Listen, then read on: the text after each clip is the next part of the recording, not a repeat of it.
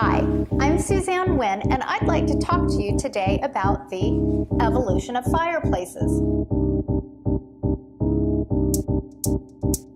If you think back to the late 60s and the early 70s, and you imagine those Swiss chalet ski lodges, you saw a lot of this type of design.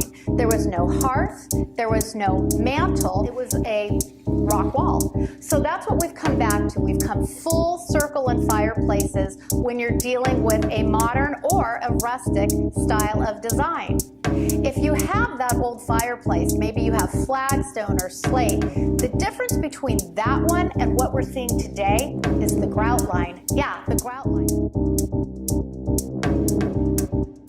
Basically non-existent now. Used to be big, huge grout line. How can you fix that if you have an old one? Color it darker, re-grout it so it blends right in and your eye can't even see it. I'm Suzanne Wynn, and I think this fireplace is smoking hot.